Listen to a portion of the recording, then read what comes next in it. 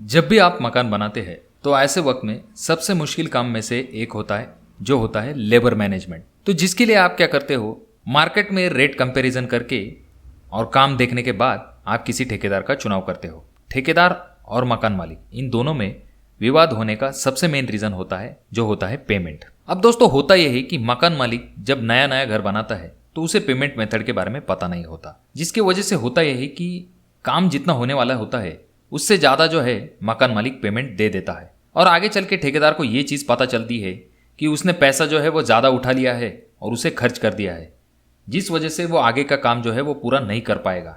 तो ऐसे वक्त में ठेकेदार अपने हाथ खड़े कर लेता है, जिसका खामियाजा मकान मालिक को भुगतना पड़ सकता है। वो किस तरह से, इसके बारे में हम देखेंगे।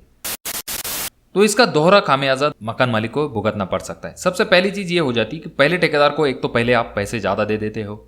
दूसरे वक्त में आपको होता है कि अगर आप डेली लेबर लगा के या फिर दूसरे ठेकेदार को काम देने वाले हो तो ऐसे वक्त में वो जो है आपसे एक्स्ट्रा चार्ज लेते हैं। तो इससे होता यह है दोस्तों, जितना आपको खर्च आने वाला होता है किसी काम के लिए उससे ज़्यादा पैसे आपको देने पड़ सकते हैं जब ऐसी चीज़ें होती है तब। तो इससे कैसे बचना है इसके बारे में हम आज के वीडियो में जानेंगे, जिससे कि आपको नुकसान से बचने में बहुत ज़्यादा मदद मिलेगी। तो इसीलिए चैनल को जरूर सब्सक्राइब कर दीजिए और वीडियो पसंद आने पर इसे लाइक जरूर कीजिए। तो दोस्तों आते हैं हम हमारे मेन पॉइंट की तरफ।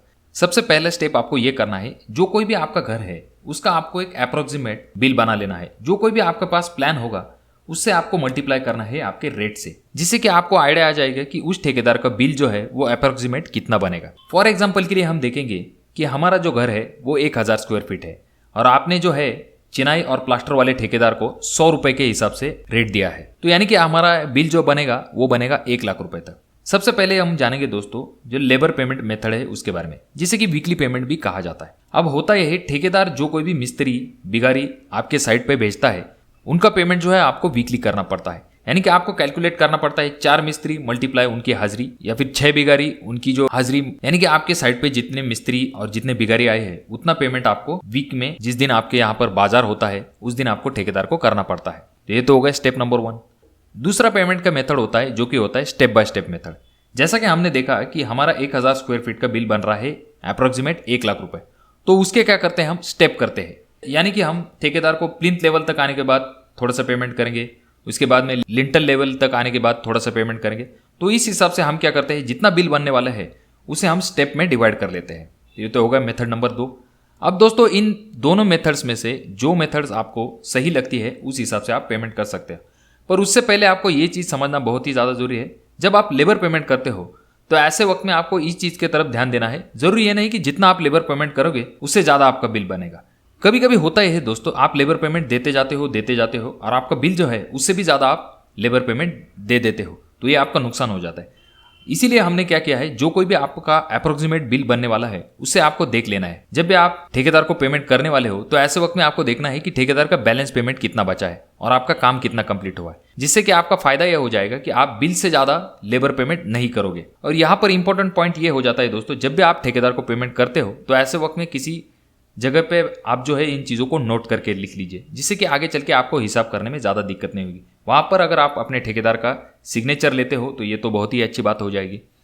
दूसरा मेथड जिसके बारे में हमने बात की है दोस्तों, जो कि है स्टेप बाय स्टेप मेथड। इसमें आपको इस चीज़ की तरफ ध्यान देना है कि आपको इस तरह के स्टेप्स नहीं बनाने हैं जिससे कि आप ठेकेदार को शुरुआत में ही बहुत ज़्यादा पेमेंट दे दोगे।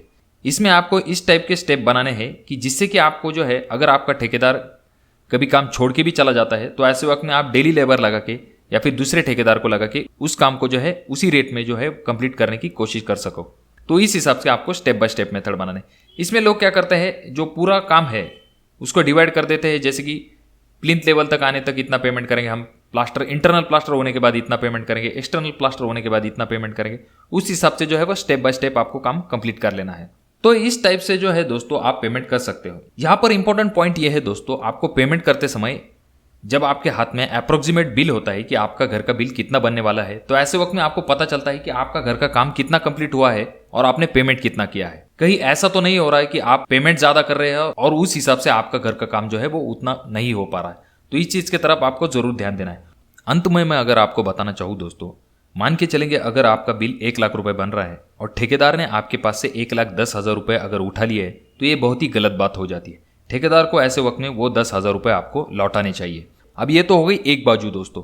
दूसरी जगह पे ये भी होता है कि कभी कभी बिल बनने वाला होता है 1 लाख रुपए, ठेकेदार जो है आपके पास से 90,000 रुपए उठा लेता है। तो ऐसे वक्त में कुछ मकान मालिक वो आगे के 10,000 रुपए देने में ठेकेदार को कतराते हैं। वो कहते हैं कि आपको बहुत ही ज्यादा प्रॉफिट हुआ, इसके लिए हम आपको आगे के पैसे नहीं देंगे। दोस्तों ये भी गलत बात हो जाती है। तो दोस्तों यहाँ पर आपको ये चीज समझना बहुत ही ज्यादा जरूरी है, जितना आपका बिल बनेगा उससे ना तो आपको ज्यादा पैसा ठेकेदार को देना है, ना तो उसे कम पैसा देना है।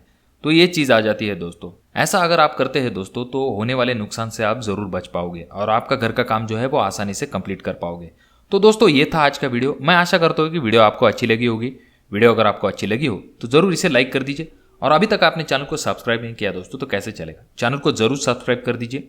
और आपके कोई अनमोल सवाल या फिर सुझाव हो तो जरूर कमेंट कीजिए, और ये वीडियो आपको बहुत ज़्यादा ही अच्छी लगी हो तो जरूर इसे शेयर कर दीजिए। तो मैं मिलूंगा आपको अगली वीडियो में, तब तक के लिए धन्यवाद।